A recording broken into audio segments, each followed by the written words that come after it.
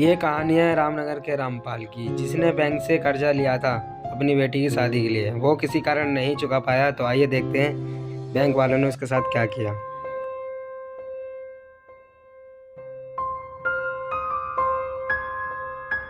रामपाल का घर यही है क्या? हाँ यही है। आप कौन? जी हम बैंक से आए हैं। रामपाल ने 4 साल पहले बैंक से कर्जा लिया था। उन्होंने अभी तक वो कर्ज चुकाया नहीं है। सर इस वक्त तो घर पर नहीं है, आ जाएंगे तो उनको बता दूंगा। बता नहीं दूंगा। उनसे बोलना कि बैंक का कर्जा चुका दें। अगर कर्जा नहीं चुकाया तो बैंक इस घर की नीलामी कर देगी। हाँ तो सर बोल दूंगा। ठीक है तो फिर हम चलते हैं। ठीक है सर। ठीक है आओ।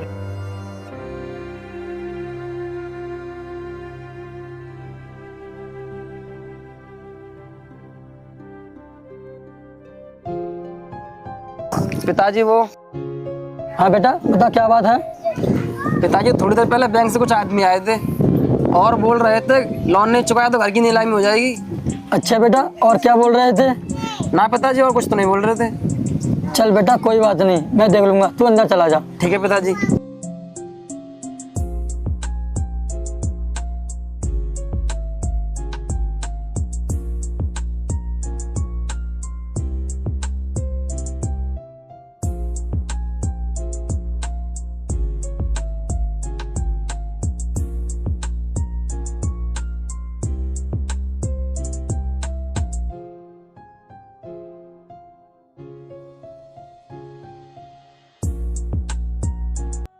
अरे रामपाल भाई कैसे आना हुआ?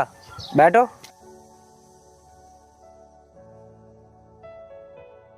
अरे हनी भाई आना कैसे हुआ, थोड़ी परेशानी है। परेशानी है? क्या परेशानी है रामपाल भाई? अगर मैं परेशानी दूर कर पाऊंगा तो मैं जरूर करूंगा। अरे भाई बात कुछ ऐसी है, मैं तुम्हें कैसे बताऊं। अरे रामपाल भाई मुझसे छिपाने वाली क्या बात है, बताओ मुझे। भाई मैंने बैंक से लोन लिया था और मैं उसे चुका नहीं पाया और बैंक वाले घर पर आए थे। उनके दिए टाइम पे लोन नहीं चुकाया तो घर की नीलामी कर देंगे। चलो तुम चिंता मत करो, कुछ नहीं होगा। लेकिन तुम मुझे ये बताओ तुमने लोन क्यों नहीं चुकाया? अगर तुम्हारे पास पैसे नहीं थे तो तुम मुझसे मांग लेते। हनी भाई लोन का पैसा बहुत ज़्यादा है, इसलिए मेरी हिम्मत नहीं तुमसे मांगने की। वैसे कितने पैसों का लोन है? 4 लाख का लोन लिया था और उसकी किस्त टूट गई थी तो उसकी पेनल्टी लग गई। पता नहीं कितनी पेनल्टी है। मेरे पास पैसे नहीं थे जमा करने के लिए तो मैंने उसे चेक ही नहीं किया। पता नहीं अब कितनी रकम हो गई। कोई बात नहीं रामपाल भाई, मैं दूंगा सारे पैसे। लेकिन एक बार तुम मुझसे पैसे मांग लेते तो आज ये पेनल्टी नहीं पड़ती।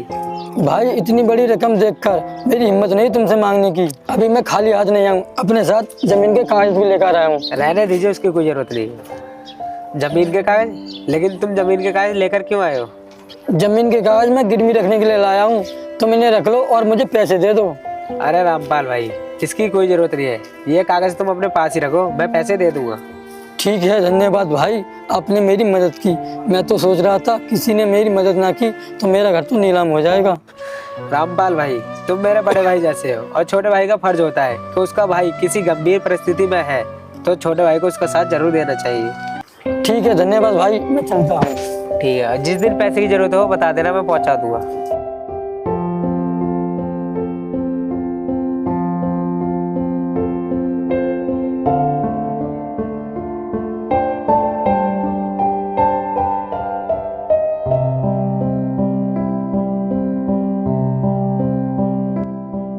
अरे रामपाल भाई मैंने सुना कि तुम्हारे घर पे बैंक वाले आए, क्या मैटर है? कुछ नहीं, बस ऐसे ही आए थे। ऐसे ही आए थे? बैंक से कर्जा लिया है तुमने? तू अपने काम से काम रख, समझे? मैं तो अपने काम से काम ही रख रहा हूँ। जब औकात नहीं होती है पैसे वापस करने की तो लेते ही क्यों हो? मैं वापस करूँ या ना करूँ तुझे क्या मतलब?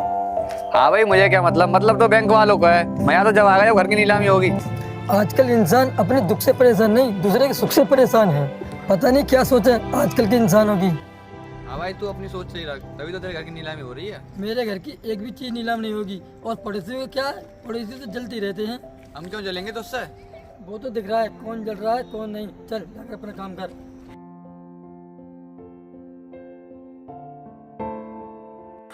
भुवनेश आज कुछ भी हो जाए, आज उसका घर खाली कराना है।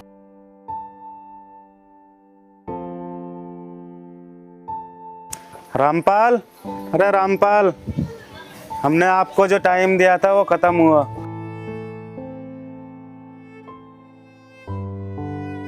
अब तुम्हें ये घर खाली करना पड़ेगा। अगर घर खाली नहीं करा तो हम जबरदस्ती करा देंगे।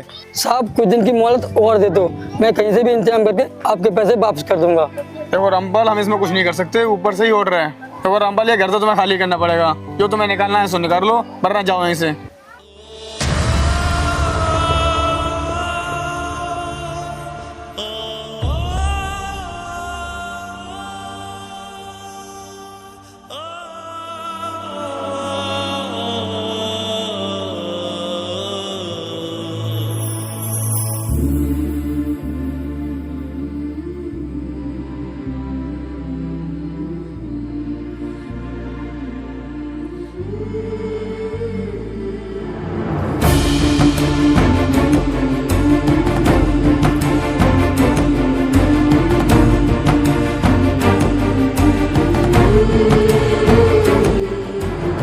रुको।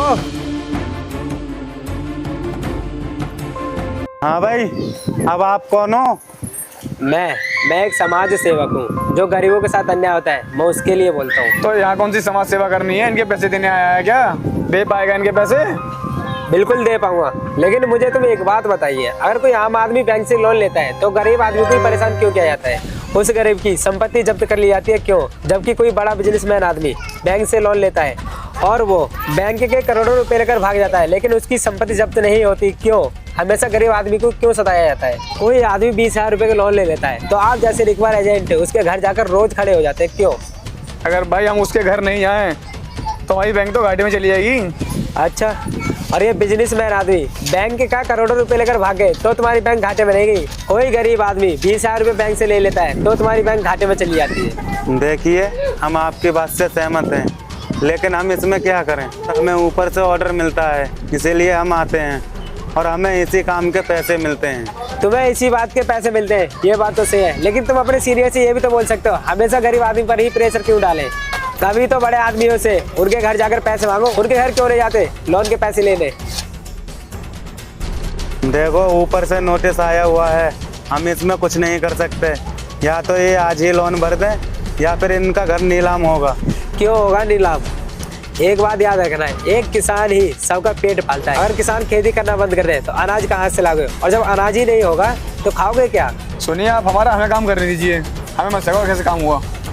जाओ जाकर कह दो अपने सीनियर से, पहले बड़े लोगों से लोन रिक्वायर करो, तब जाकर इन गरीबों को सताओ। निकलो यहाँ से। आप टेंशन मत लीजिए, आप कहीं जाओगे ना, ये आपका घर जाएगा। ठीक है? ठीक है भाई, आपका बहुत बहुत धन्यवाद।